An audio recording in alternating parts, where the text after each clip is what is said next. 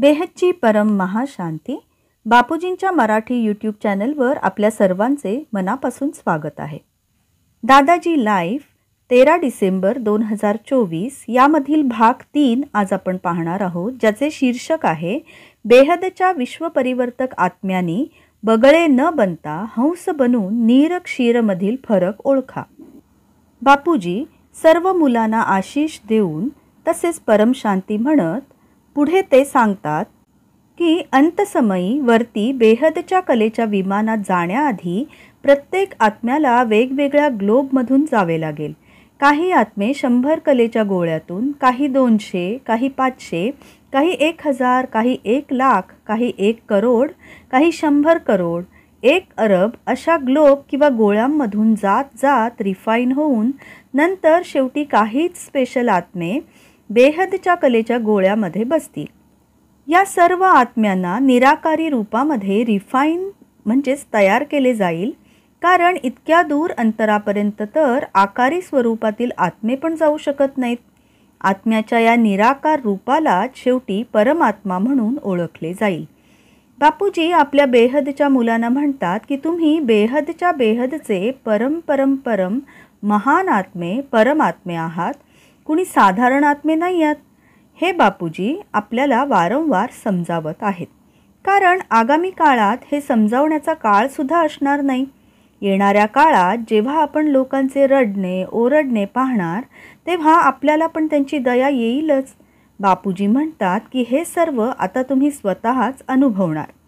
बापूजी पुढे म्हणतात की आतापर्यंत तुम्ही जसे भक्ती मार्गामध्ये कधी बेसिक ज्ञान मार्गात अडकलेले होतात, तसेच इतर बेहदचे आत्मे पण अजूनही भक्ती मार्गामध्ये इथे तिथे भटकत आहेत. काही तर 5000 वर्षांच्या वर्ल्ड ड्रामामध्ये म्हणजेच विश्व नाट्यामध्ये अडकलेले आहेत. हे सर्व खोट्याला खरे मानून बसले आहेत. हे सर्व आत्मे भक्ती मार्गामध्ये आणि हदच्या ज्ञानमार्गामध्ये अडकून पडलेले आहेत. म्हणूनच या सर्व आत्म्यांना बेहद ज्ञानदान महादानाची ओळख करून देण्यासाठी साक्षीताई आणि अनंतभाई अपार मेहनत घेत आहेत आणि त्यांच्या मार्गदर्शनाखाली सर्व बेहदचे आत्मे पण मेहनत करत आहेत. साक्षीताई आणि अनंतभाई या ज्ञानदान महादानाच्या यज्ञामध्ये दिवस रात्र एवढे बुडालेले आहेत की त्यांना झोपायला पण पुरेसा वेळ मिळत नाही. म्हणूनच अनंतभाई आणि साक्षीताई यांच्या रात्री आणि सकाळच्या क्लासना जरूर अटेंड केले पाहिजेत. बापूजी म्हणतात की सर्व मुलांसाठी हे दोन्ही क्लास कंपल्सरी आहेत. सर्व मुलांना सकाळचा साक्षीताईंचा 5:30 ते 6:30चा क्लास आणि अनंतभाईंचा 10 ते 11चा रात्रीचा क्लास, तसेच पॉडकास्ट विथ अनंतभाई, माजींचे वाणीचे चॅनल आणि बापूजींचे मुख्य चॅनलवरील ज्ञान घेणे आणि या ज्ञानाचे दान करणे अवश्य आहे, म्हणजे जरुरी आहे. बापूजी म्हणतात की हे सर्व ज्ञान घेणे आणि ज्ञानदान केल्याशिवाय मुलांचा उद्धार होणार नाही. पुढे ते म्हणतात की मुले ज्ञानाचा आळस करतात, म्हणूनच पित्याकडून मुलांना हे ज्ञान कंपल्सरी केले जाते. बापूजी म्हणतात की एरवी कुठल्याच बाबतीत परमशांती परिवारामध्ये कंपल्शन केले जात नाही. इथे सर्वांना मनमनाभव या न्यायाने ज्ञान सेवा करण्याची मुभा असते, कारण आत्मा स्वतः आपल्या कारण शरीरातील रीडिंगनुसार ठरवत असतो की आपण काय करावे. बापूजी आपल्याला समजावत आहेत की हे सर्व ज्ञानाचे अनमोल मोती आहेत आणि या ज्ञानाचे अनमोल मोती निवडणारे होली हंस आपल्याला व्हायचे आहे. आपल्याकडील संघटनामध्ये काही वेळेला बगळे पण येतात, ज्यांना या ज्ञानामध्ये काहीच रस असत नाही. ते असुर मनुष्य आत्मे असतात, जे बापूजींनी दिलेल्या बक्षिसाच्या आमिषाने इकडे आलेले असतात. ते मनुष्यरूपी बगळे दिसतात तर सामान्य मनुष्यासारखे, पण जेव्हा ते कृती करतात, जसे सर्व काही ओवाळून टाकण्याची वेळ येईल तेव्हा त्यांचे खरे स्वरूप प्रकट होते. बापूजी म्हणतात की असुरांची आठवण केल्यावर देखील खोकला येतो, असे मिश्किलपणे ते म्हणतात. ते म्हणतात की आपले काम शोभायात्रा काढणं, रॅली काढणं हे नसून, तसेच भक्ती मार्गातील शिकवणीनुसार दिवा लावणं नसून, आत्मारूपी दिवा प्रज्वलित करणं आणि बेहद ज्ञानाच्या सहाय्याने बेहदचे विश्व परिवर्तनाला सहाय्य करणं हे आहे. आपल्याला भक्ती करायची नाही आहे. बापूजी म्हणतात की तुम्ही भक्ती सोडून द्या. आपल्याला भक्तीचे नाटक किंवा देखावा किंवा रॅली यापैकी काहीच करायचे नाही. आपल्याला फक्त ज्ञानदान महादान करायचे आहे. आपल्याला आत्मस्वरूप होऊन परम महाशांतीच्या लहरी पसरवायच्या आहेत.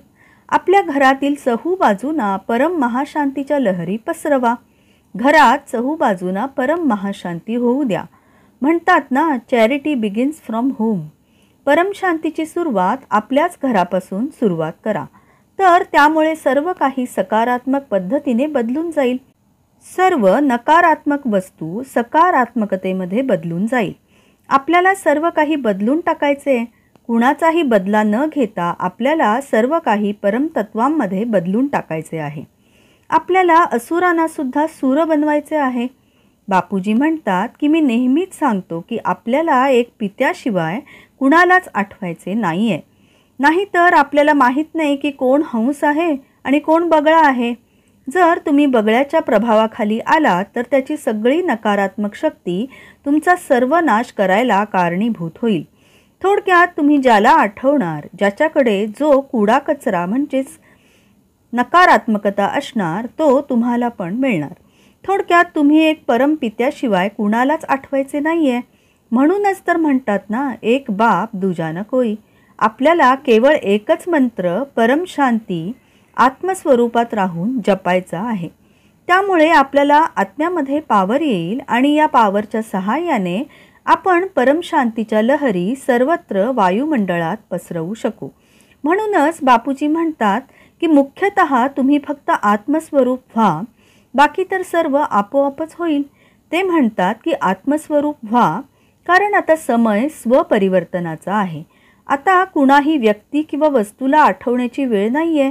आता आपल्याला कुणालाही पाहून न पाहिल्यासारखे, ऐकून न ऐकल्यासारखे, वाणीच्या पलीकडील, आवाजाच्या पलीकडील दुनियेत आता बुद्धीने आपल्याला राहायचे आहे. आपल्याला आता केवळ आत्मस्वरूप होऊन राहायचे आणि काहीच आता त्याच्याशिवाय महत्त्वाचं नाही आहे.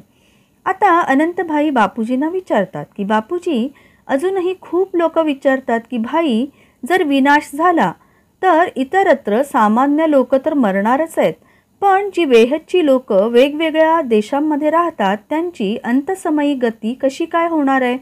यावर बापूजी समजावत म्हणतात की बेहदीची मुले मग ती कुठेही असोत, साकार रूपात असोत, आकारी रूपात असोत, ते ज्या क्षणी बेहदच्या पित्यांना आठवतील तसे सेकंदाच्या 1000व्या भागातील क्षणात त्यांना हेल्पलाईन रूपी मदत मिळेल.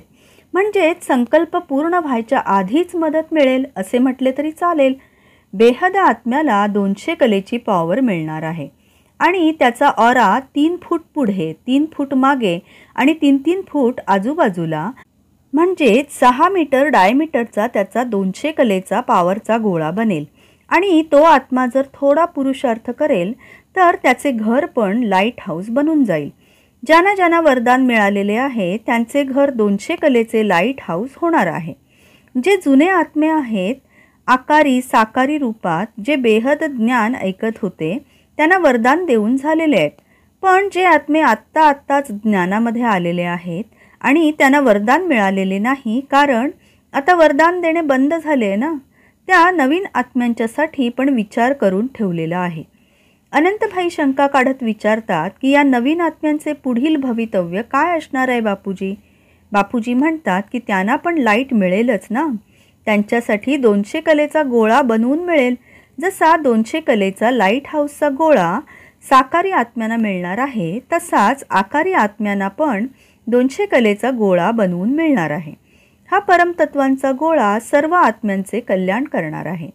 यानंतर साक्षीताई बापूजींना विचारतात की बापूजी, तुम्हाला एक प्रश्न विचारायचा होता. काय भारत वाचेल? भाग 1 मध्ये तुम्ही सांगितलंय की जेव्हा कालाग्नी सुरू होईल तेव्हा जीवात्मे त्यांच्या प्रभावाखाली येतील. पण आम्हाला तुमची परवानगी असेल आणि सांगायचे असेल तर असे सांगा की या जीवात्म्यांना या कालाग्नीमधून वाचवण्यासाठी काहीतरी प्रोसेस, प्रक्रिया ही सूक्ष्म दुनियेत चालू आहे का? या जीवात्म्यांची दाहामधून सुटका होणार आहे का?